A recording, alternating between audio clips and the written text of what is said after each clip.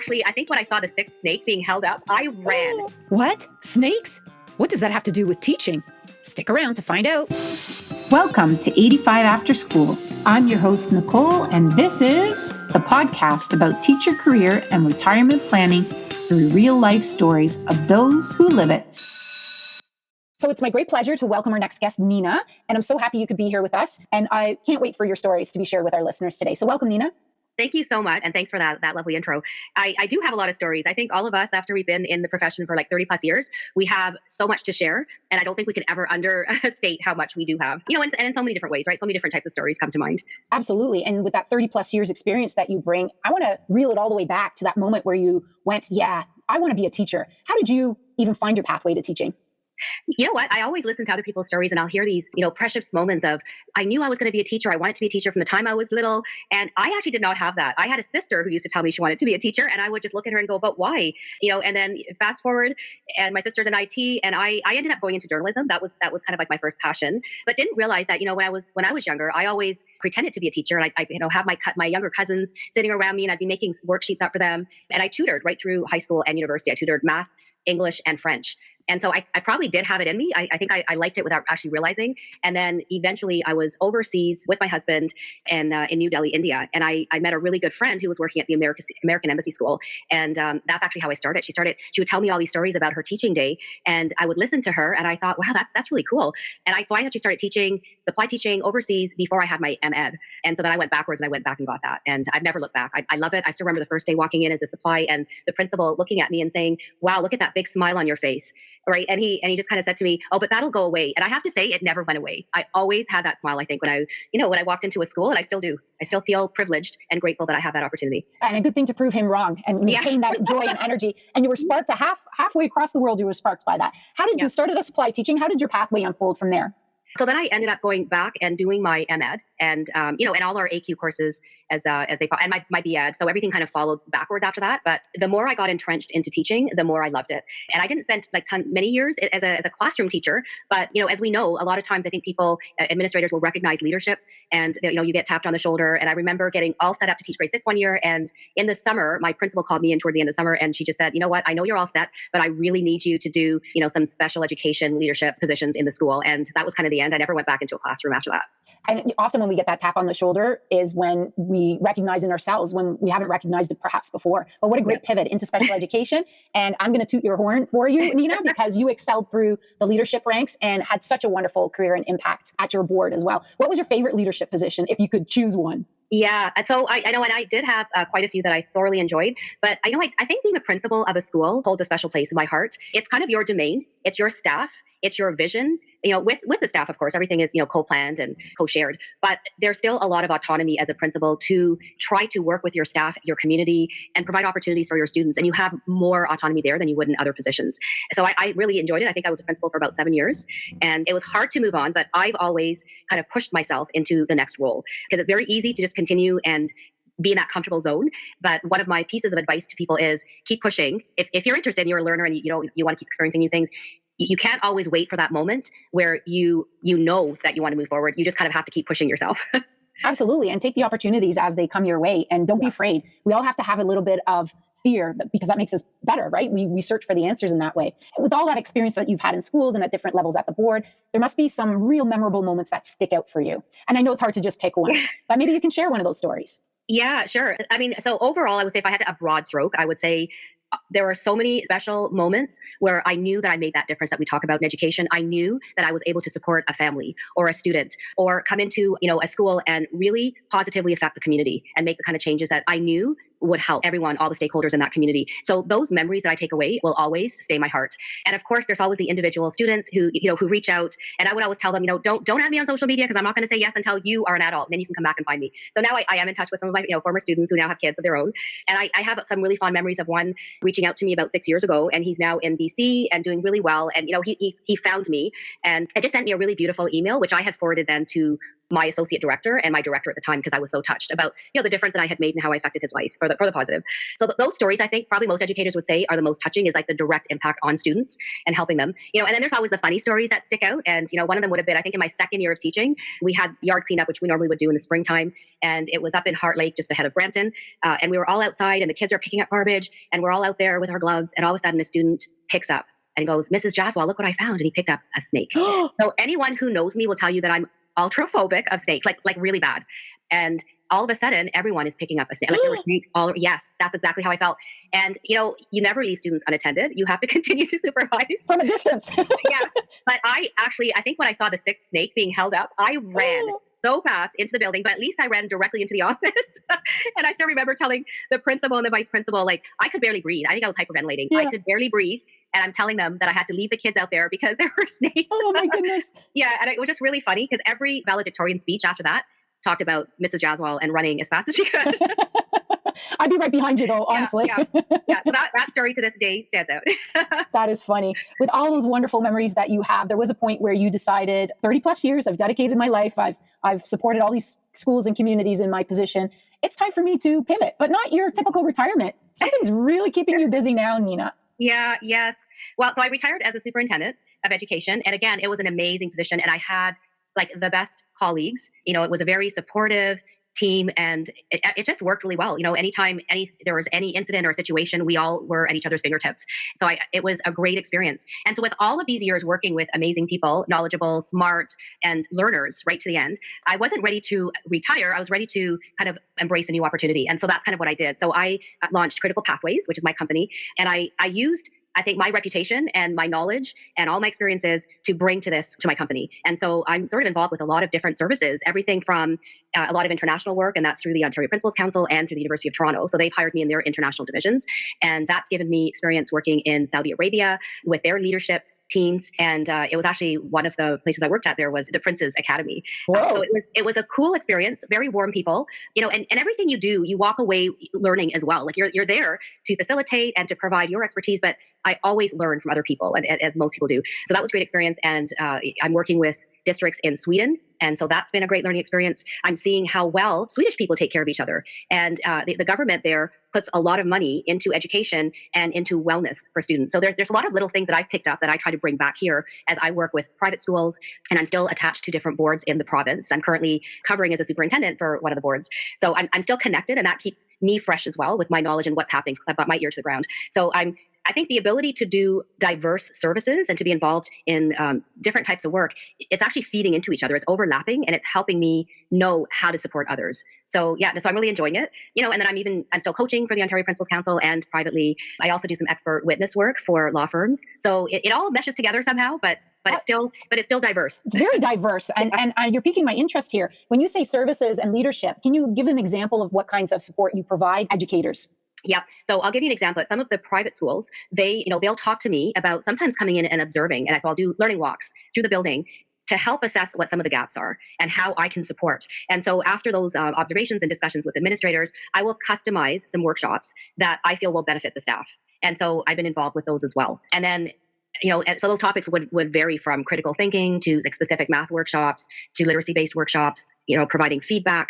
Student agency is one that I'm doing next week, actually online for one of the organizations located here in the GTA. So it's not a cut and paste. I do a lot of custom work for different educational organizations. I've also written some leadership modules for the UAE. And that was through the University of Toronto. So we had a team of us working on, these online modules. And so I think when I talk about services, it could be anything from, developing to facilitating to doing some hardcore writing modules for different organizations. It sounds really bespoke, Nina. And yeah. As I hear you started your career or got that spark in India, as if I remember it correctly, on your travels, and to be able to go to the Middle East and to Scandinavian countries and be able to impart the knowledge and wisdom that you gain along the way is just incredible. If there's somebody that wanted to reach out to you, do you personal support consultations as well? Absolutely, absolutely. So I have my email, njaswal, JAISWAL 26 at gmail.com. I can also be found on LinkedIn, and I will respond. I work with groups, or sometimes school boards have reached out to me, or just individually. It doesn't matter. Yeah, and your name is well known, Nina, in the community in Ontario especially. We'll put all the contact information in the show notes as well, if individuals or leadership is listening to this and want to reach out to you as well. Yeah. You are a busy professional traveling across the world. Do you have time for anything else, Nina? What are some of these other passions that keep you busy? Oh my goodness, I know it's hard actually to fit everything in, but I feel like a new grandmother. Even though it's been 5 years since my first grandchild was born, I've got two Congrats. grandkids. Yeah, thank you. And so I do spend time with them as well. Just I think family, friends, that's a big part of my life. And I'm a firm believer of wellness, so I've always taken care of myself. I work out. One of my challenges all the time, from the time I think I was a principal, I would always challenge students to do planks, because I don't think I found anyone that could actually outdo the number of minutes I can do. Wow, that's a challenge. How many minutes, Nina? I can do over 10. Nice, that's impressive.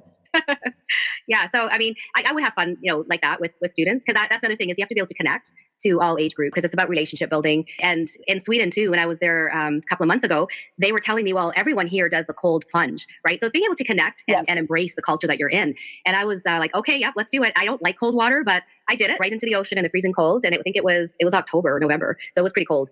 That's an initiation, Nina. Yeah. So I always go with it. You proved yourself. That's amazing. Having pivoted in a different direction, I guess I'll ask, is there anything you miss about formalized education system being part of a school board? Is there anything you miss about that? You know what? I think when we work for boards or a particular organization for a number of years, we get used to structure, right? And so I think at first, just having that structure where I know what to expect the next day, the next week, the next month, it was so prescribed. I think initially I missed it, and I missed the pace, because I was, and it's not a good thing, but I think I was pretty well glued to my phone. It was the last thing I looked at, and it was the first thing I looked at in the morning when I got up. But that's what worked for me, and I felt like that was how I stayed on top of my work. So when I first kind of went off on my own, the pace changes, especially initially when you're still connecting with people and getting yourself out there. So that chasing and like all of that was initially kind of daunting, because I wasn't used to that. I wasn't used to promoting myself. All of that is kind of new territory when you're entering self-employment, as opposed to just working and getting a paycheck every 2 weeks. So I think that was hard. And initially I kind of missed the comfort of that. But I think now that I'm over that hurdle, I'm thoroughly enjoying the diversity of the work that I'm involved in. And I love meeting different people. I love driving up to like a school that I've never been in, and getting to know what's happening there and finding out how I can support. So it's actually turned the other way around. I think I'm embracing it, and it's actually bringing back a passion that sort of starts to kind of, not that you're I think I was always passionate, but it's not at the forefront when you do the same thing all the time. So I think it's kind of revived that. Yeah, I think you worded it really well, because instead of feeling like you're chasing, you said chasing, putting out fires. Now you get to be much more proactive because you have the ability to pick and choose, the support that you want to provide without feeling I'm tied to a certain schedule. But that's amazing. So you kind of had to switch with the structure feeling, create your own, and that was a change. Was there anything most unexpected when you pivoted from working 30 plus years in the school board to running your own business? I think really not unexpected, but definitely I think the big shift for me was the self-promotion, because our the culture has changed, right? The workforce culture has changed. And, I'm seeing a lot of, social media and people getting to know people through social media, through little clips, video clips, and so on. So I think I had a huge learning curve in the beginning, and like I started blogging. So that was one of the first things when I realized, I thought, oh, okay, I need to get myself out. And it just turned out that I was invited to speak on a panel where I met the CEO of Jobs in Education. And so I've been blogging for Jobs in Ed for a while, and, love that too. So I think I'm going to keep evolving too as I learn more, and I'm happy to do that, because that is the world that we live in, right? So I think to do well, it's important to stay on top of what the trends are. Yeah, and I think it's such a blessing. We as teachers are lifelong learners to begin with. We exemplify that. So it's not, our identity can change once we retire. We just have to make sure that we're proactive about it and conscientious about it. Yeah. So Nina, we usually ask our guests for some advice for those beginning teachers, the middle career teachers, and the late career teachers. And I want to extend that same invitation to you. What's your advice? Hey. Oh, so as beginning a career, I would say give yourself time to explore what's out there, because teaching is vast. We're really fortunate. There's so many parts to it. It's not, when people who are not in education and they think of teaching, they think of a classroom teacher, which is amazing if that, but it's not the only position out there. So I would say try it all, like get to know what you really enjoy doing. And also it's interesting to do different roles, take on different roles. So give yourself that time. Don't rush into feeling that you have to get a niche right away, because you have lots of time to do it. And then for middle teachers, I would say, start focusing in on your networks. And maybe at that point, like really think about and reflect on what makes you happy. What have you been doing that really gets you excited? And then continue to pursue that, take extra courses in that area, find those positions. And then I would also say something that I did not do is in that last third is start thinking about what you want to do after you leave that full-time job. Because for a lot of people, it could be, yep, I'm done. I put my time in and now I want to either do something completely different or just take up some hobbies and spend time on me and my family. And all of that is great, but it's good to give yourself the opportunity to think about it. So I would recommend that if you do want to do something different and continue like what I did, start your own company, think about that brand and think about branding even before you officially retire. Who do you want to be? How do you want to present your company and yourself? What do you have to offer? What are your strengths? What's different? And so on. So start thinking about that and do it sooner than later. And I actually think that this generation is doing that better than we did, right? We weren't trained to think like that. And now you see people on social media, you see what they're doing. And I think that they're going to probably do it better anyways. But that is the advice I would give them is spend that time to think about it. The last piece would just be financially, there's a lot of workshops that are offered to us and, just make sure that you're checking out your numbers and you know what you've got. And, if you need to sort of make up or supplement the difference, all of that is kind of like in the last 5 years. All the advice you give is spot on. And I think it's applicable whether you're, the beginning teacher listening to this or the middle teacher listening to this or the senior teacher listening to this. Build that network before you leave, because for some people who leave, they don't realize the amount of interactions they had during the day. Yeah. That then dries up if you don't have a solid network when you pivot. And I know a lot of people are energized after they leave teaching to have that freedom, but then maybe 6 months in, they're like, oh my goodness, what do I do with all this time now, right? So it's good to nurture that. Yeah. You hinted at it a little bit, but if you, with all the wisdom you have now, Nina, if you were to go right back to when you first walked in as a supply teacher, would you have chosen anything different in the way that you planned for your retirement? No, I think the only change was that branding piece. I think I would have maybe started Critical Pathways a bit sooner. While you were still working? While I was still working, yeah. And it's doable. I know our full-time jobs as educators is really busy, but the amount of time we even spent on prepping and marking and doing everything else, you can use all that information and pivot right into branding yourself with all the social media that are out there nowadays. Oh, absolutely. And a lot of us did a lot of side gigs anyways. I worked for the Ontario College of Teachers and did a lot of work for their accreditation panel for about 15 years. I did some publishing with Nelson and McGraw-Hill. So we did a lot of things on the side, but I didn't formalize it by starting up my own company. And I think that's definitely something to consider for this next generation. Absolutely. I agree. And without getting too personal, what, if any, financial planning did you do prior to making the change and saying, that's it, I'm pivoting, we're starting Critical Pathways and off we go? You know what? So all teachers have access to the teacher's pension plan calculator. And so I think all of us were always checking that out. And you do tend to do that in the last few years more than anything. So I think, just looking at that, attending some workshops, and, that really does help because then you know where you stand and then you just kind of go from there. I think it's smart. You mentioned earlier that, sometimes we need to check things out to see if we need to supplement because we may not be able to meet our needs with what we get as a pension. And sometimes people are surprised in life where they may have to retire early and not be able to make that to the full pension. So it's always wise to make sure that you plan ahead and lots of resources out there. Yeah. There's definitely a lot. And I think it has changed. Right now, I think a lot of people feel that they are choosing to do a little bit extra after they retire. And I don't think there's anything wrong with that, and some people have like a number of years in mind. And so it's good to always kind of plan. Like I always think, 3 to 5 years, what do you want to be doing? Right. And then you plan accordingly. Absolutely. You've shared so many wonderful stories with us, Nina, and we've reached the part of the show where I ask our guests to share a gem, that one piece of wisdom or nugget that leaves a impression on the listener to think, oh, yeah, I think that would work for me. That is a really good one. I would say that when you start your career, you just feel that there's so many years until the end. So the advice I would give is really take it seriously and enjoy every role that you're in from the very beginning, because the people you work with also will be around you for the next, say, 25 or 30 years. And that colleague that was working in the classroom next door could end up being your supervisor one day, or you could be their supervisor. And so your reputation also follows you. And some of us, when we were SOs, we actually talked about that. We were supervising people that we would have worked with in our earlier years in our career. But I don't think when you're in it, you think like that. And it's good to know that what you do in that first, second, third year of your career in teaching, that will follow you because your reputation begins. So, be aware of that and know how you want to present yourself and who you want to be. That's sound advice because often people may be considered to be the negative Nilly and it haunts them even if they have a rebirth. And people remember, they don't forget, right? No, and that way teachers sometimes we're a little bit like junior high, aren't we? I know. It's like good or bad. It follows you. Right? Absolutely. Agreed for sure. Well, that is a true gem, Nina, and thought-provoking and a good reminder to anyone that is listening as a beginning teacher. Remember, make a good impression for sure. Yeah, that's right. So Nina, it's such a pleasure to have spoken with you today. And I'm sure the listeners will get a kick out of your stories as well. And just a reminder to the listeners where they can reach out to you. So Critical Pathways is my company. You can find me on LinkedIn, or you can just email me directly. And I know that Nicole's going to provide that. Absolutely. Everything's going in the show notes. So make sure that if you want to get a hold of Nina, to check out these show notes. So Nina, thank you again for joining us today. Thank you so much. Take care. Well, that's our show for today. Thanks for joining us. Be sure to subscribe to the podcast so you know when new episodes are uploaded. We'd also love to hear your feedback. Leave a review or connect with us on Instagram or Facebook at 85 After School. Hey, if you're interested in being a guest, be sure to email us directly, 85afterschool@gmail.com. That's 85afterschool@gmail.com. Until the next episode, be good to yourself.